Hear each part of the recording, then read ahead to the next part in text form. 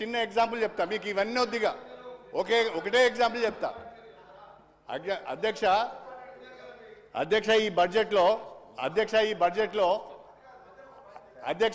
ఈ బడ్జెట్లో మొన్న మన ఫైనాన్స్ మినిస్టర్ గారు ఒక మాట చెప్పారు, చాలా సంతోషకరమైన వార్త చెప్పారు. ఏమని అంటే ఈ సంవత్సరము ఒక్కొక్క నియోజకవర్గానికి 3500 చొప్పున ఇండ్లు మంజూరు చేస్తాము అని చెప్పారు. అంటే ఎన్ని అవుతున్నాయి అధ్యక్ష? అవి 119 నియోజకవర్గాలంటే 4,16,000 ఇండ్లు అవుతున్నాయి. 4,16,000 ఇండ్లకు 5 లక్షల రూపాయల చొప్పున లెక్క కట్టినా, లేదు ఎస్సీ ఎస్టీలకు అదనంగా ఇంకో 1 లక్ష ఇస్తా అన్నారు. అవన్నీ లెక్క కడితే దాదాపు 23,000 నుంచి 24,000 కోట్ల రూపాయలు కావాలి అధ్యక్ష. కానీ మీరు బడ్జెట్లో ఎంత పెట్టారు? మీరు బడ్జెట్లో 7,000 కోట్లు పెట్టారు అధ్యక్ష. అంటే ఇది తప్పించుకోవడం కాదా అధ్యక్ష?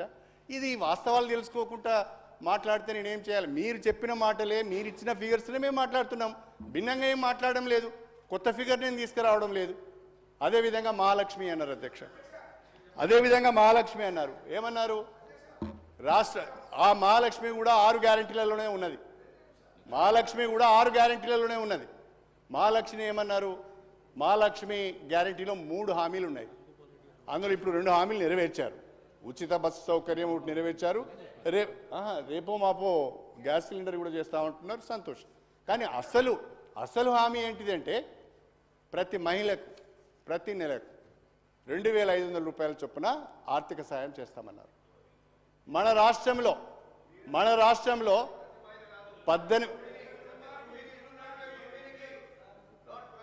అరే కాదా బాబు, నువ్వు రాసింది చెప్తున్నా నేను, కొత్తవి నీకు తెలియదు, ఇల్లు ఉన్నది.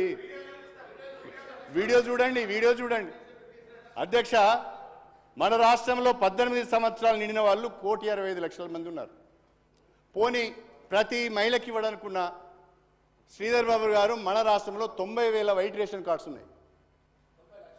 90 లక్షల వైట్ రేషన్ కార్డ్స్ ఉన్నాయి. మీరు ఒక్క రేషన్ కార్డుకు ఒకరికి ఇచ్చిన 90 లక్షల మందికి నెలకు 2,500 చొప్పున ఇచ్చిన ఎన్ని డబ్బులు కావాలి? 20,000 కావాలి. దీంట్లో ప్రావిజనే లేదు. 20,000 కోట్లు కావాలి, దీంట్లో ప్రావిజనే లేదు.